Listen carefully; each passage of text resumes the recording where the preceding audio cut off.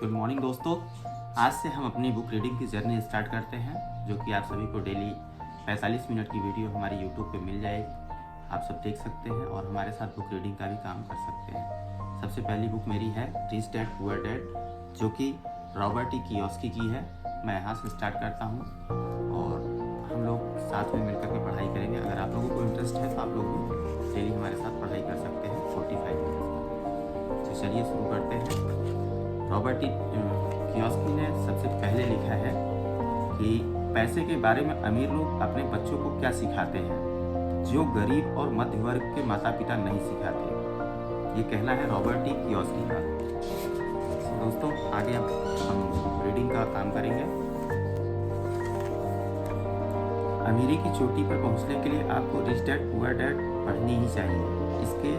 इससे आपको बाजार की और पैसों की व्यवहारिक समझ मिलेगी, जिससे आपका आर्थिक भविष्य सुधर सकता है। जिग जिगलर विश्व प्रसिद्ध लेखक और वक्ता का कहना है कि अमीरी की चोटी पर पहुंचने के लिए बड़े लोग जो है अपने बच्चों को रिच डैड पुअर डैड पढ़ने के लिए बोलते हैं और आपको बाजार की और पैसों की व्यवहारिक समझ मिलेगी।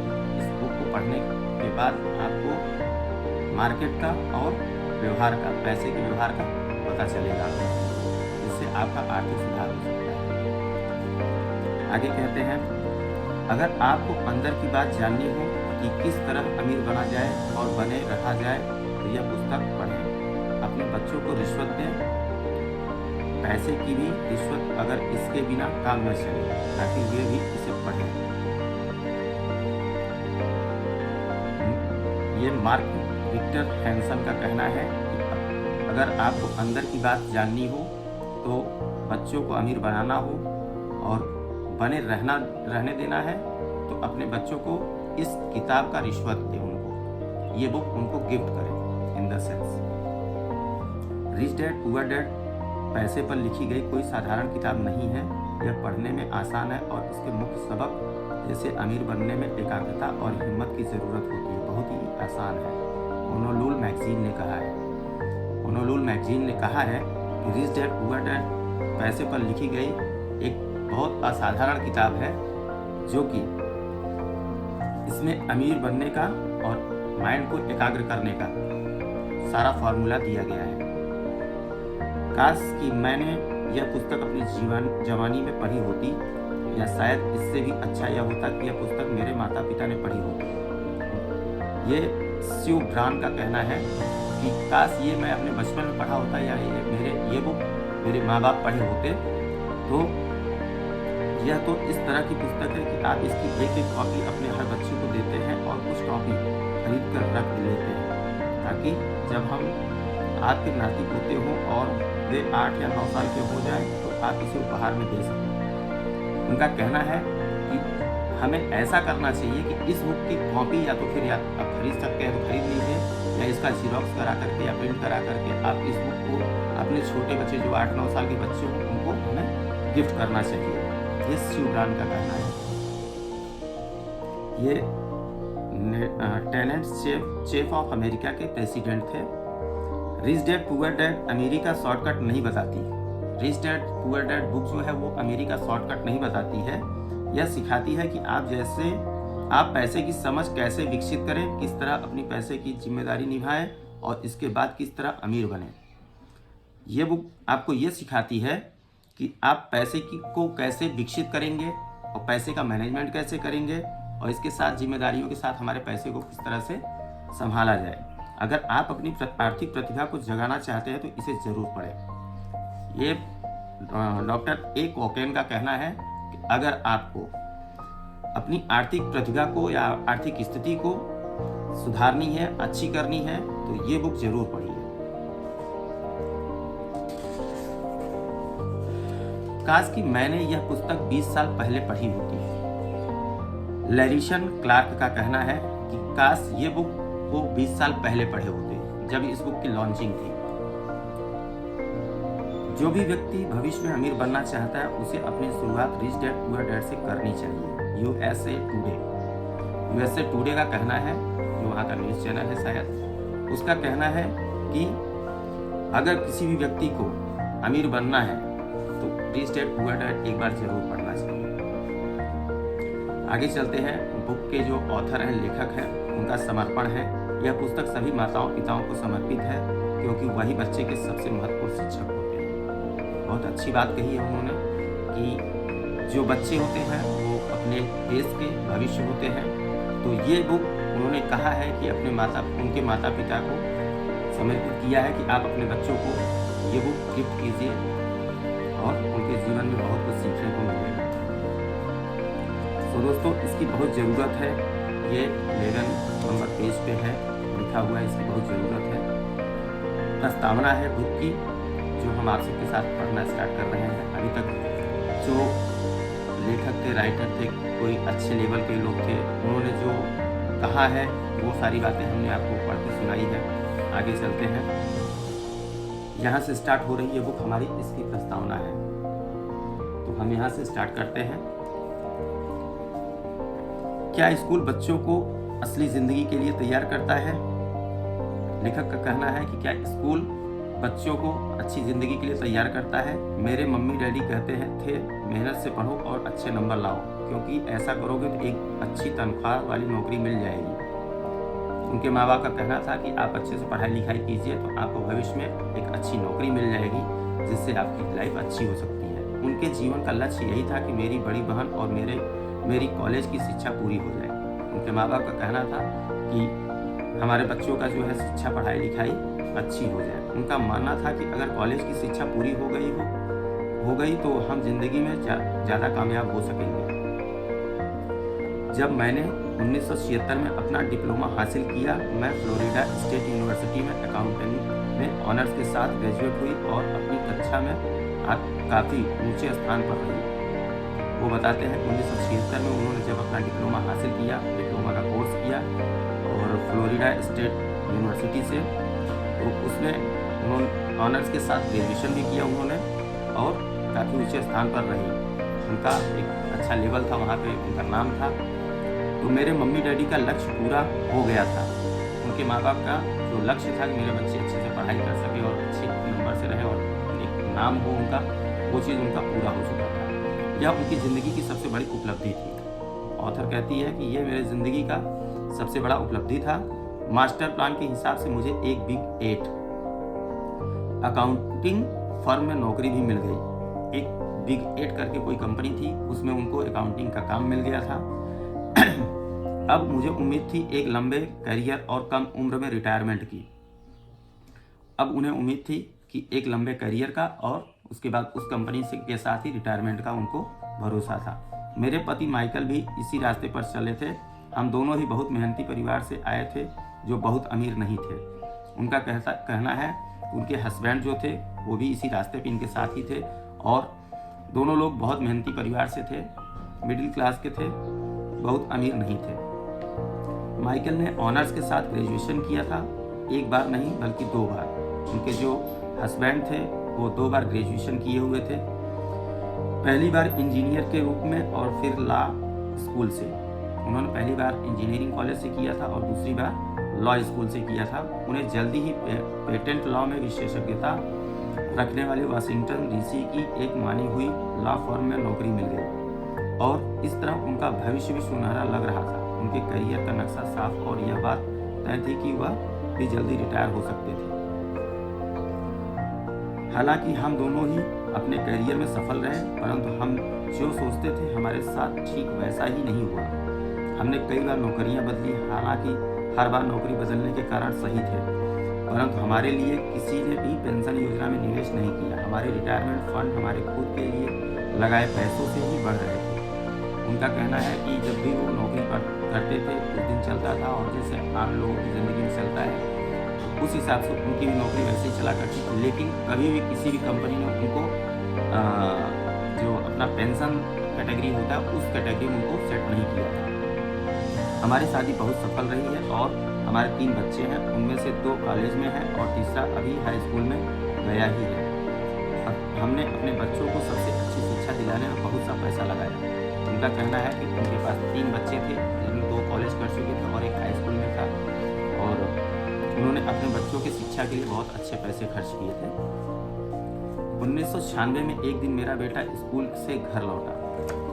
स्कूल से उसका मोह भंग हो गया था, वह पढ़ाई से ऊब चुका था। मैं उन विषयों को पढ़ने में इतना ज़्यादा समय क्यों बर्बाद करूं जो असल ज़िंदगी में मेरे कभी काम नहीं आएंगे। उसने विरोध किया। 1996 में एक दिन उनका बेटा कॉलेज से आया, स्कूल से लौट करके घर आया और उसका कहना था कि मैं स्कूलिंग नहीं करूँगा, मेरा पढ़ाई करने का मन नहीं करता है, क्योंकि मेरे असल ज़िंदगी में पढ़ाई का कोई महत्व नहीं है। उसने इस बात का विरोध किया। बिना सोचे विचारे ही मैंने जवाब दिया, क्योंकि अगर तुम्हारे अच्छे नंबर नहीं आए तो तुम कभी कॉलेज नहीं जा पाओगे। उन्होंने भी बोला अपने बच्चे को, अगर तुम्हारे अच्छे नंबर नहीं आएंगे तो आपको कॉलेज नहीं जाने देंगे, चाहे मैं कॉलेज जाऊं या ना जाऊं। उसने जवाब दिया, मैं अमीर बनकर दिखाऊंगा। उसके बच्चे ने उनको चैलेंज किया कि अगर मैं कॉलेज जाऊं या नहीं जाऊं, लेकिन मैं एक दिन अमीर बन करके आप सभी को दिखाऊंगा। दोस्तों धूप आ रही है थोड़ा घर पे।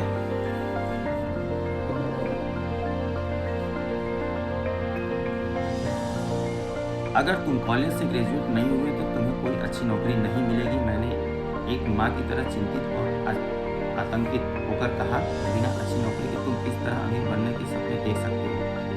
उन्होंने अपने बच्चे से कहा कि अगर आपके पास ग्रेजुएशन की डिग्री नहीं होगी, जैसा कि आज की डेट में अपने यहाँ से जारी होगा कि आप ग्रेजुएट नहीं हो तो आपको अच्छी नौकरी नहीं मिलती है। और वो थोड़ा चिंतित होकर के अपने बच्चे को बोली कि आप अगर पढ़ाई नहीं करोगे तो आप लाइफ में अपने अच्छी नौकरी नहीं पा सकोगे। मेरे बेटे ने मुस्कुराकर अपने सिर को बोरियत भरे अंदाज में हिलाया। हम यह चर्चा पहले भी कई बार कर चुके थे। उसने अपने सिर को झुकाया और अपनी आंखें घुमाने लगा। मेरी समझदारी भरी सलाह एक बार फिर उनके कानों से भीतर नहीं गई। राइटर का कहना है कि मैंने अपने बच्चे को जब ये सारी बातें बोली तो वो उसको इग्नोर किया, सिर हिला करके, जैसे आमतौर पे बच्चे करते हैं उसी तरह से उसने इग्नोर करके और वहाँ से सिर हिला करके चला गया, जैसे लगा कि उसको कुछ सुनाई ही नहीं पड़ा है। हालांकि वह स्टार्ट और प्रबल इच्छा शक्ति वाला युवक था, परंतु वह नम्र और शालीन भी था। वो क्रिएटिव बच्चा था और बहुत सीधा साधा था। मम्मी उसने बोलना शुरू किया और भाषण सुनने की बारी अब मेरी थी। समय के साथ चलिए। उसने अपनी माँ से कहा कि मम्मी समय के साथ चलिए, अपने चारों तरफ देखिए। सबसे अमीर लोग अपनी शिक्षा के कारण इतने अमीर नहीं बने हैं। माइकल जॉर्डन और मैडोना को देखिए। उन्होंने अपने पड़ोसी को या किसी व्यक्ति को बताया जिनका नाम माइकल जॉर्डन और मैडोना था। यहाँ तक कि बीच में ही हार्वर्ड छोड़ देने वाले बिल गेट्स ने माइक्रोसॉफ्ट कायम किया। उन्होंने एग्जाम्पल भी दिया कि बिल गेट्स को भी देख लीजिए, माइक्रोसॉफ्ट का जो इनोवेटर है, रचयिता है। आज वे अमेरिका के सबसे अमीर व्यक्ति हैं और अभी उनकी उम्र भी 30 से 40 के बीच ही है। और उस बेसबॉल पिचर के बारे में तो आपने सुना ही होगा जो हर साल $40 लाख से ज़्यादा कमाता है, जबकि उस पर दिमागी तौर पर कमज़ोर होने का लेबल लगा हुआ है। उन्होंने एक पिचर के बारे में बोला कि बेसबॉल खेलता था, तो उसके बारे में बोला कि आपने उसके बारे में भी सुना होगा कि जो सालाना $40 लाख कमाते हैं, जिनके ऊपर दिमागी तौर पर कमज़ोर होने का, उनको मतलब मानसिक अपाहिज जैसा आरोप लगा हुआ था।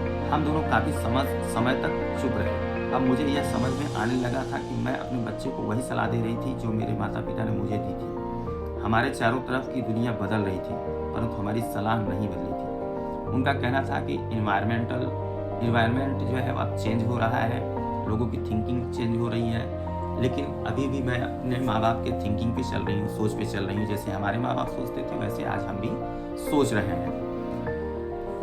अच्छी शिक्षा और अच्छे ग्रेड हासिल करना अब सफलता की गारंटी नहीं रह गए थे और हमारे बच्चों के अलावा यह बात किसी की समझ में नहीं आई थी।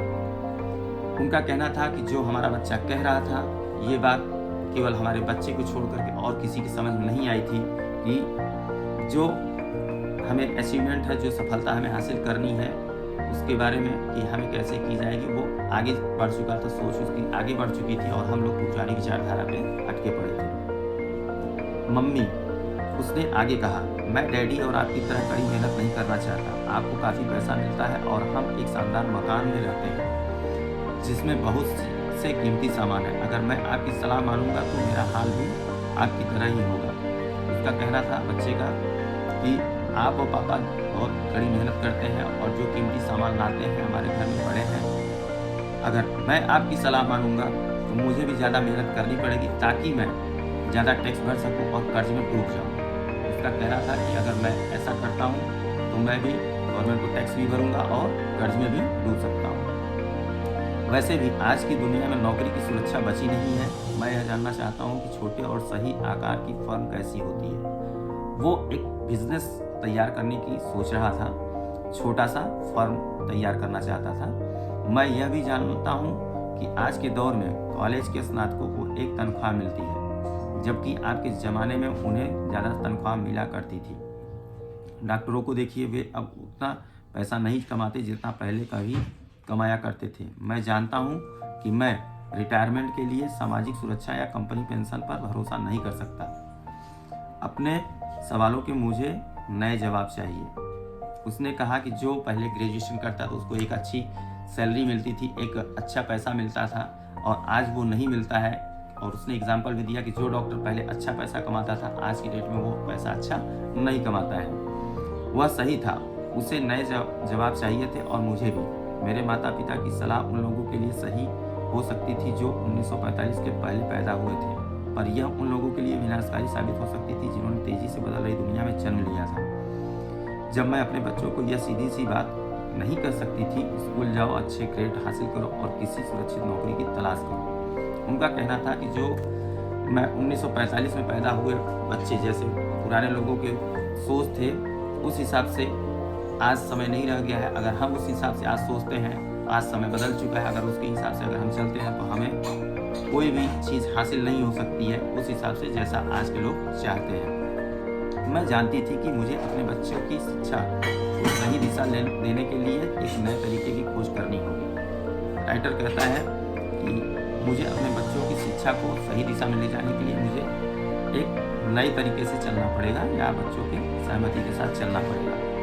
एक माँ और एक अकाउंटेंट होने के नाते मैं इस बात से परेशान थी कि स्कूल में बच्चों को धन संबंधी शिक्षा या वित्तीय शिक्षा नहीं दी जाती।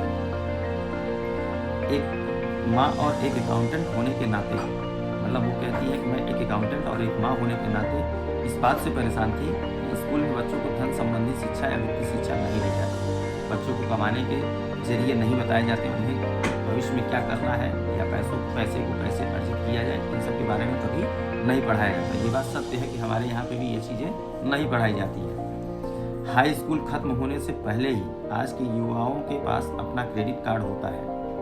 यह बात अलग है कि उन्होंने कभी धन संबंधी पाठ्यक्रम में भाग नहीं लिया होता है और उन्हें यह भी नहीं पता होता है कि इसे किस तरह निवेश किया जाए। आज हाई स्कूल इंटर के बच्चों के पास क्रेडिट कार्ड हुआ करते हैं, लेकिन उन लोगों को ये पता नहीं होता कि उस पैसों को वो कैसे यूज़ करें या उसको कैसे मैनेज करें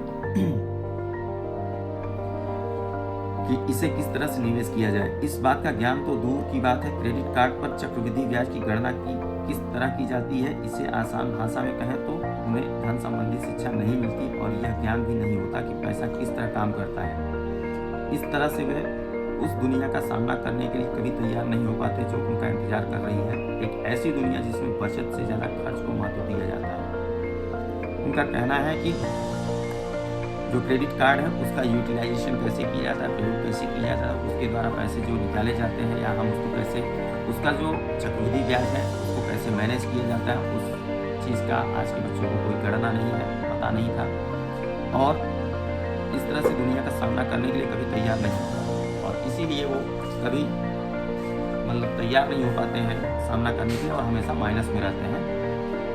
ऐसी दुनिया जिसमें बचत से ज़्यादा खर्च को महत्व दिया जाता है। जब मेरा सबसे बड़ा बेटा कॉलेज के शुरुआती दिनों में अपने क्रेडिट कार्ड को लेकर कर्ज में डूब गया तो मैंने उसके क्रेडिट कार्ड को नष्ट करने में उसकी मदद की। उसका लड़का था, क्रेडिट कार्ड लिया हुआ था जो कि माइनस में हो गया था, तो उन्होंने हेल्प किया और उससे उसको निकाला। साथ ही मैं ऐसी तरकीब भी खोजने लगी जिससे मेरे बच्चों में पैसे को समझ आ सके। उन्होंने कुछ रास्ते निकाले जिससे अपने बच्चों की हेल्प करें वो, कि हमारे बच्चे पैसों के माइनस होने में उनको हेल्प हो सके। पिछले साल एक दिन मेरे पति ने मुझे अपने ऑफिस से फ़ोन किया। मेरे सामने एक सज्जन बैठे हैं और मुझे लगता है कि तुम उससे मिलना चाहोगी। उनके हस्बैंड ने उनको ऑफिस से फ़ोन किया और उनके साथ कोई बैठा था, तो उन्होंने इनको फ़ोन करके बताया कि आप हो सकता है इनसे मिलना चाहोगी। उन्होंने कहा उसका नाम रॉबर्ट कियोस्की है।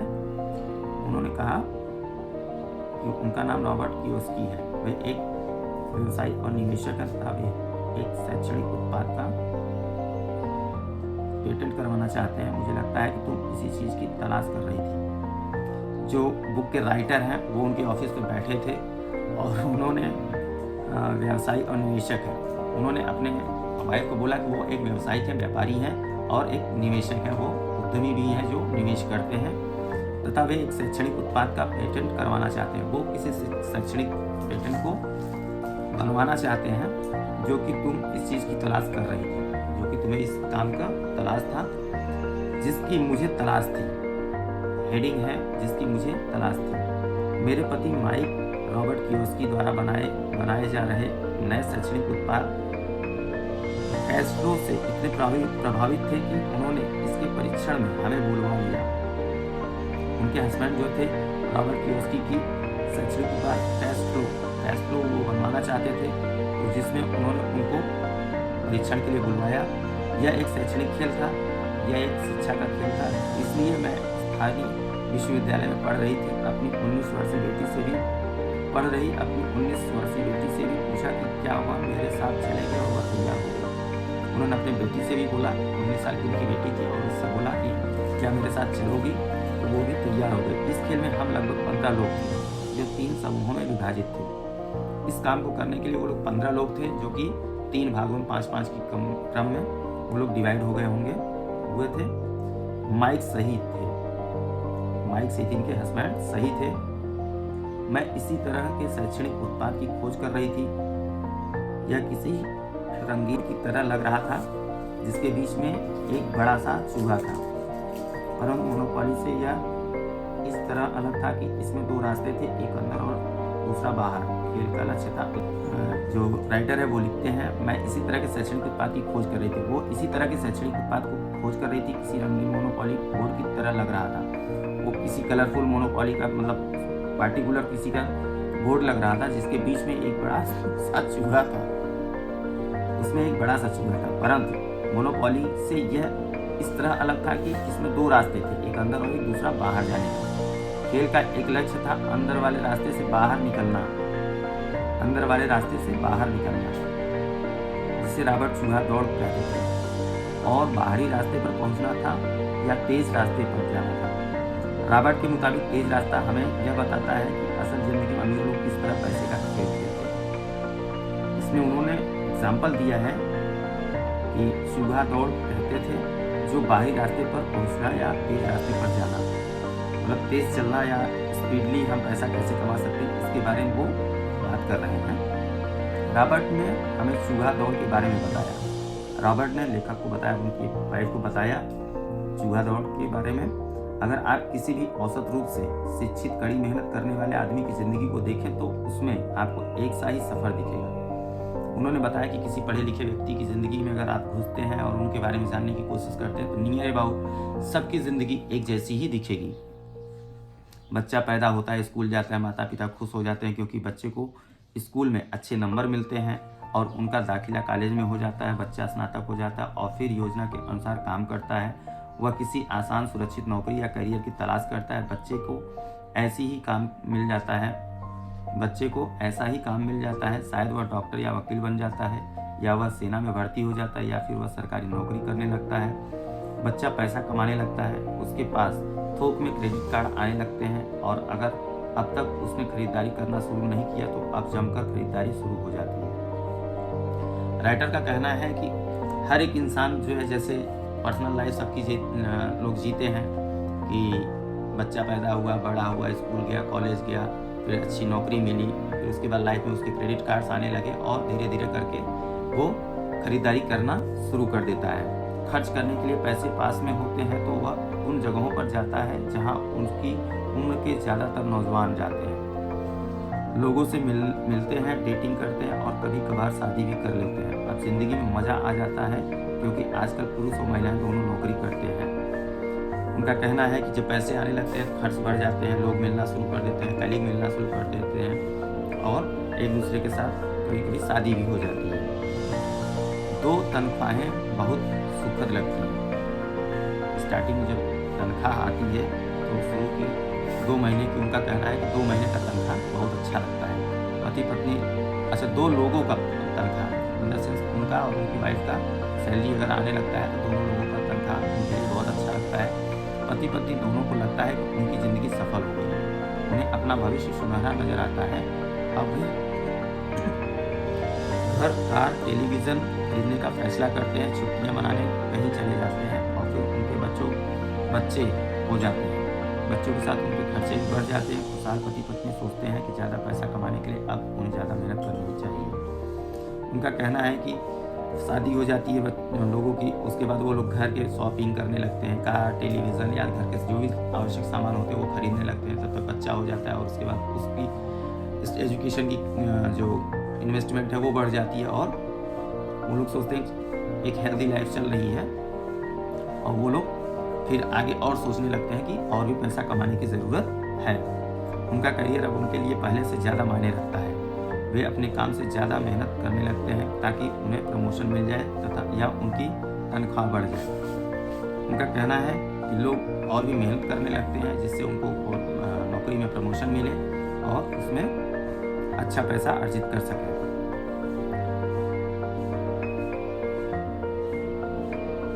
तनख्वाह बढ़ती है पर उनके साथ ही दूसरा बच्चा पैदा हो जाता है। अब उन्हें एक बड़े घर की ज़रूरत महसूस होती है। वे नौकरी में और भी ज़्यादा मेहनत करते हैं, बेहतर कर्मचारी बन जाते हैं और ज़्यादा मन लगाकर काम करने लगते हैं। राइटर का कहना है कि जब दूसरा बच्चा हो जाता है उनको और ज़्यादा कड़ी मेहनत करने की ज़रूरत हो जाती है और प्रमोशन की ज़रूरत होती है, जहाँ पे वो मन लगा करके काम करने लगते हैं। ज़्यादा विशेषज्ञता हासिल करने के लिए वे एक बार फिर किसी स्कूल में जाते हैं ताकि वे ज़्यादा पैसे कमा सकें। बीच में वो और भी एक्स्ट्रा ऑर्डिनरी भी सीखने जाते हैं जिससे वो चाहते हैं कि हम और अपनी लाइफ में और भी अच्छा पैसा कमा सकें। हो सकता है कि वे दूसरा काम भी खोज लें, उनकी आमदनी बढ़ जाती है परंतु उस आमदनी पर उन्हें इनकम टैक्स भी चुकाना पड़ता है। उनका कहना है कि लोग पार्ट टाइम भी वर्क करना शुरू कर देते हैं और उससे उन लोगों का टैक्स भी भरना पड़ता है। यही नहीं, उन्होंने जो बड़ा घर खरीदा है उस पर भी टैक्स देना होता है। इसके अलावा उन्हें सामाजिक सुरक्षा का टैक्स चुकाना ही है। उन्होंने कहा कि जैसे हम दूसरा मकान भी खरीदते हैं तो उस पर भी हमें टैक्स देना हो जाता है और इसी तरह बहुत से टैक्स चुकाते चुकाते उनकी तनख्वाह चुक जाती है और वे अपनी पढ़ाई बहुत तनख्वाह लेकर घर आते हैं, बढ़ी हुई तनख्वाह लेकर घर आते हैं और हैरान होते हैं कि इतना सारा पैसा आखिर कहाँ चला जाता है।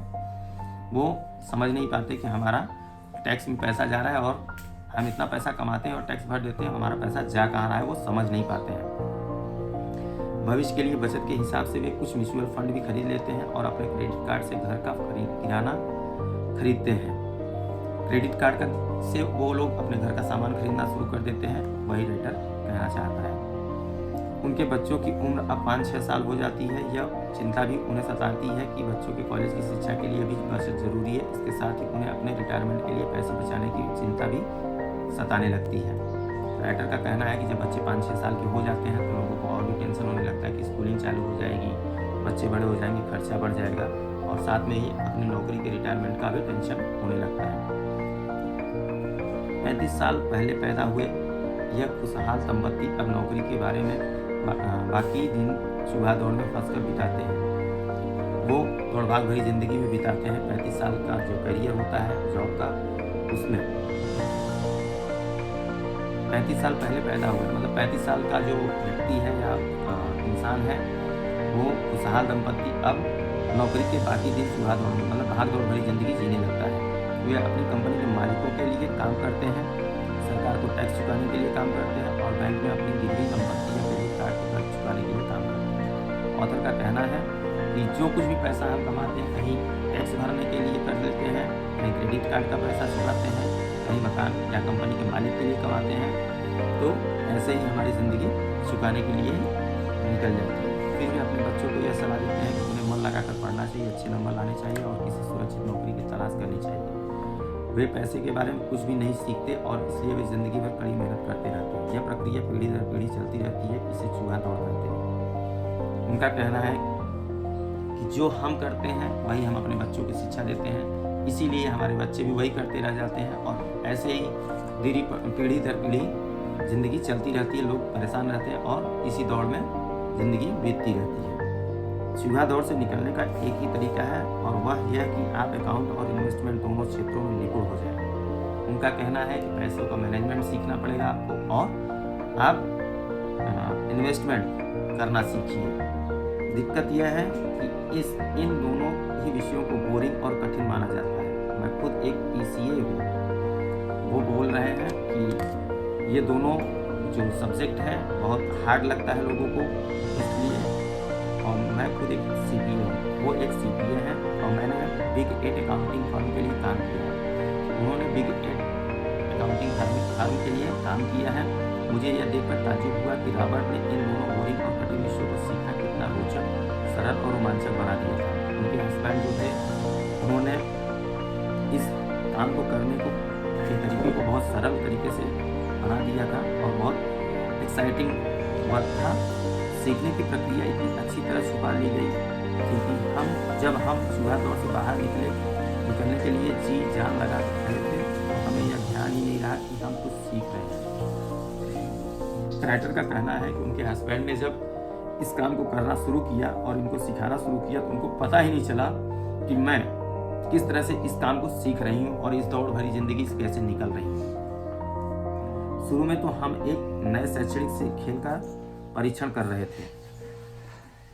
उनका कहना है कि स्टार्टिंग में वो एक जो सीख रहे थे वो बस परीक्षण कर रहे थे, एक एक्सपेरिमेंट था उनके ऊपर, परंतु जल्द ही इस खेल में मुझे और मेरी बेटी को मज़ा आने लगा। ऑथर का कहना है कि उनको और उनके बच्ची को इस काम में बहुत मज़ा आने लगा। खेल के दौरान हम दोनों ऐसे विषयों पर बात कर रहे थे कि जिनके बारे में हमने पहले कभी बातें नहीं की थी। वो खेल रही थी शायद और वो अपने बच्चे के साथ खेल रही थी और उन्होंने इस विषय पे बात की जिसके बारे में उन्हें कभी पता नहीं था। एक लेखपाल होने के कारण इनकम स्टेटमेंट और बैलेंस शीट से जुड़ा खेल खेलने में मुझे कोई परेशानी नहीं हुई। एक वो अकाउंटेंट थी जिसमें उनको इनकम्स और स्टेटमेंट से रिलेटेड कोई दिक्कतें या परेशानियां नहीं आई। मैंने खेल के नियम और इनकी बारीकियां समझाने में अपनी बेटी और दूसरे लोगों को मदद भी की।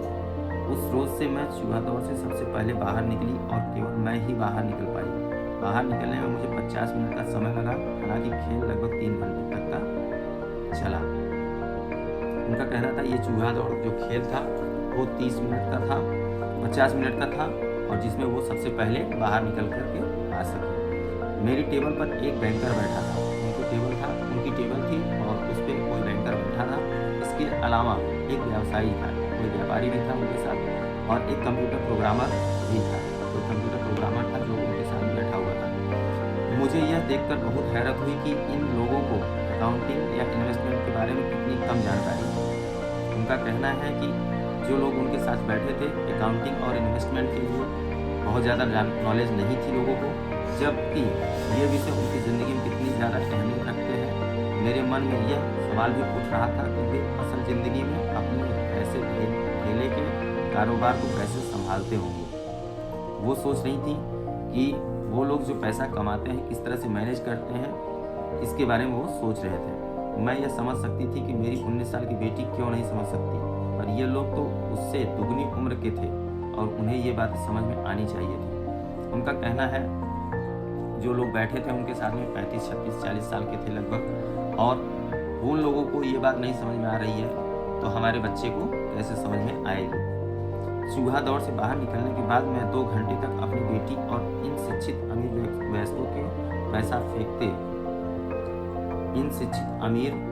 को पैसा फेंकते और अपना बाजार फैलाते देखती रही।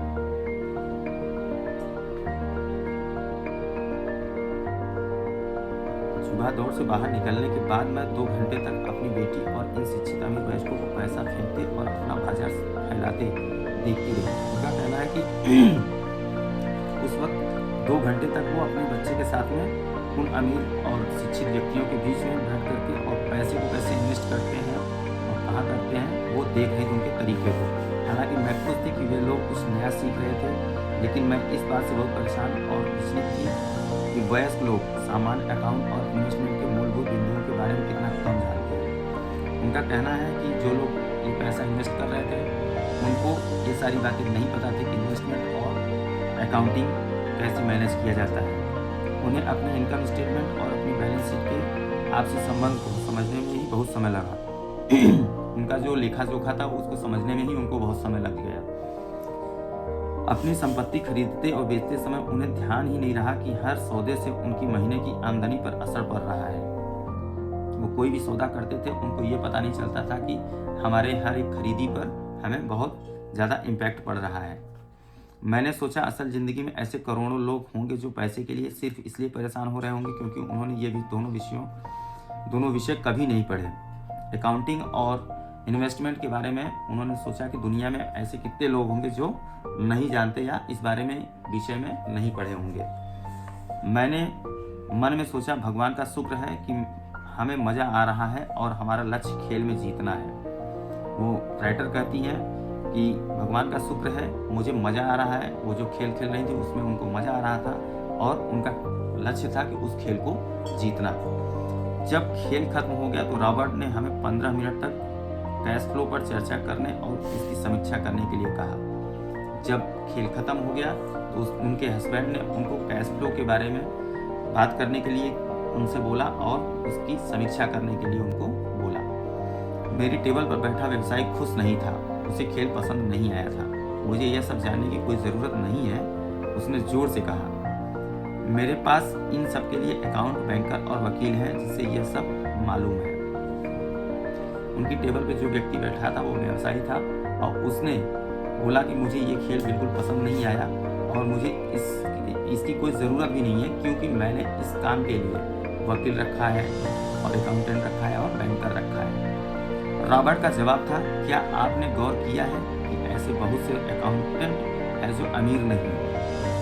उनके राइटर हैं, उनके हस्बैंड ने उस व्यक्ति से कहा, क्या आपने कभी गौर किया है कितने भी अकाउंटेंट हैं जो बहुत अमीर नहीं है?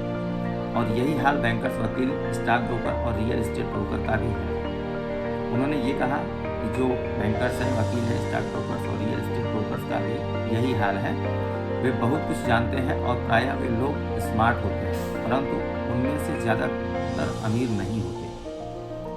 उनका कहना था कि लोग स्मार्ट तो बहुत होते हैं लेकिन अमीर नहीं होते हैं। चूँकि हमारे स्कूल हमें वह सब नहीं सिखाते और अमीर लोग जानते हैं, इसलिए हम इन लोगों से सलाह लेते हैं। उनका कहना है कि अमीर लोग जो होते हैं उनके पास लोग सलाह लेने जाते हैं, इसलिए उनको पैसों का मैनेजमेंट आता है, इसलिए अमीर लोगों के पास लोग जाते हैं, इसलिए हम इन लोगों से सलाह लेते हैं, इसलिए लोग अमीर लोगों से सलाह लेते हैं।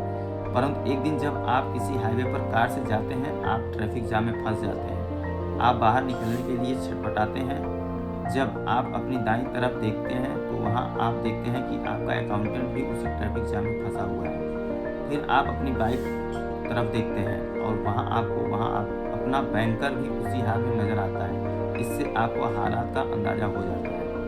उनका कहना था कि एग्जाम्पल में अगर मान लीजिए किसी हाईवे पे आप जा रहे हैं और आपके उस जाम में फंसे हैं और आप दाईं तरफ देखते हैं तो आपका बैंकर और लेफ्ट साइड देखते हैं तो अकाउंटेंट है या आपसे रिलेटेड जो व्यक्ति है वो भी उसी भागदौड़ भरी जिंदगी में फंसे पड़े हैं।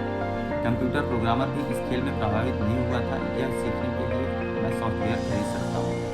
उसने उनके साथ जो सॉफ्टवेयर प्रोग्रामर बैठा था वो बोला, उसके दिमाग में ये चल रहा था कि मैं एक प्रोग्रामर हूँ सॉफ्टवेयर का, तो मैं इन सब चीज़ों को सीखना नहीं चाहता, मैं इसको खरीद सकता हूँ, मैं खरीद के उससे काम कर सकता हूँ। बैंकर जरूर प्रभावित हुआ था। मैंने स्कूल में अकाउंटिंग सीखी थी परंतु मैं अब तक यह नहीं समझ पाया था कि इसे असल ज़िंदगी में किस तरह काम में लाया जाए। अब मैं समझ गया हूँ, मुझे चूहा दौड़ से बाहर निकलने के लिए खुद को तैयार करने की ज़रूरत है। उनके साथ जो बैंकर था वो समझ चुका था कि मुझे स्कूल में अकाउंटिंग सिखाई जाती है और असल ज़िंदगी में ये कैसे काम करता है या इसको कैसे काम में लाया जाए ये नहीं सिखाया जाता है। तो लेकिन वो आज चूहा दौड़ के खेल में वो सीख गया था ये सारी बातें। परंतु मेरी पुत्री के विचारों में से मैं सबसे ज़्यादा रोमांचित हुई। उसने कहा, मुझे सीखने में बड़ा मज़ा आया। उनकी जो बच्ची थी उसने उनको बोला कि मुझे ये खेल खेलने में बड़ा मज़ा आया। उनको ये बात जान करके बहुत खुशी हुई। मैंने इस बारे में बहुत कुछ सीखा कि पैसा असली ज़िंदगी में किस तरह काम करता है और इसका निवेश किस तरह करना चाहिए। उसने कहा कि मुझे इस बात से सीखने को मिला कि पैसा किस तरह काम करता है और इसका निवेश किस तरह से करना चाहिए। फिर उसने आगे कहा, अब मैं जानती हूँ कि मैं अपने काम करने के लिए किस तरह का व्यवसाय चुनूँ। उसकी लड़की ने उन लोगों से कहा, माँ बाप से अपने, कि मुझे अपने काम करने के लिए किस तरह का व्यवसाय चुनना है और यह व्यवसाय चुनने का कारण नौकरी की सुरक्षा, उससे मिलने वाले फायदे तथा या तनख्वाह नहीं होंगे। उसका कहना था कि वो ये व्यवसाय इसलिए चुनना चाहती है क्योंकि उसको नौकरी की जो सुरक्षा होती है, जो नौकरी करते हैं तो लोग सोचते हैं कि हमारी नौकरी सेफ रहे, इन सब उलझनों से वो निकल सके और तनख्वाह भरी ज़िंदगी से वो बाहर निकलना चाहती थी। अगर मैं इस खेल में सिखाई जाने वाली बातें सीख जाती हूँ तो मैं कुछ भी करने के लिए आज़ाद हूँ और वह सीखने के लिए आज़ाद हूँ जो मैं दिल से सीखना चाहती हूँ।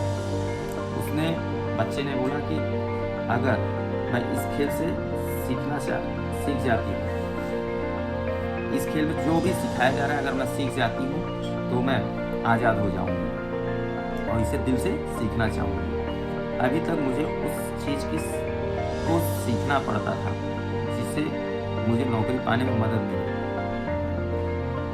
वो कहना चाहती है कि अभी तक हम लोग सीखना पड़ता था कि हमें नौकरी में क्या ज़रूरत होती है, वो चीज़ सिखाई जाती थी।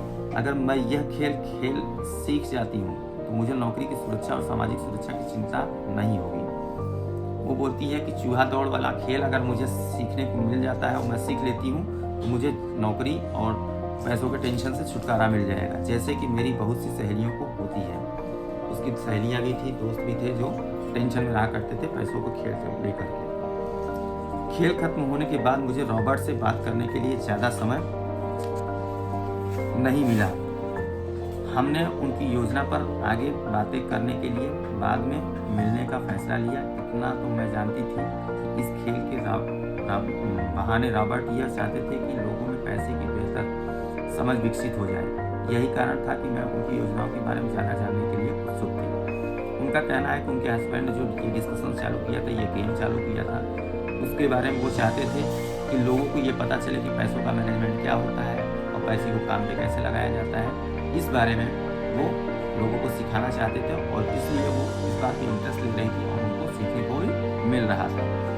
सो दोस्तों, आज का टाइम पूरा हो गया। 45 मिनट का कोर्स है और आज हम लोग फर्स्ट चैप्टर था। पहले दिन हमने स्टार्टिंग किया, 45 मिनट का ये हमारा क्लास था। हम डेली 45 मिनट का क्लास लेंगे और डेली हम बुक रीड करेंगे। आज ये बुक स्टार्ट की है और ये बुक जब तक ख़त्म नहीं होती है तब तक हम इस बुक को अच्छी तरह से रीडिंग करेंगे और समझने की कोशिश करेंगे। और हमारी आशा है कि आप लोग भी हमारे साथ इस बुक को पढ़ना स्टार्ट करेंगे। इवन आप फिजिकल मार्केट से ये बुक मत खरीदिएगा क्योंकि आप सभी को बहुत महंगी पड़ सकती है। हमारा जो ऑब्जर्वेशन रहा है, ऑनलाइन आप खरीदिएगा तो आपको स्नैपडील पे बहुत सस्ते दाम पे मिल जाएगी, जिसमें आप सभी इसमें बहुत सी चीज़ें सीख सकेंगे और लाइफ को परिवर्तित कर सकेंगे। तो चलिए मिलते हैं नेक्स्ट वीडियो में और कल मॉर्निंग में फिर से हम नया वीडियो लेकर के आएंगे। तब तक के लिए धन्यवाद। Thank you, bye bye.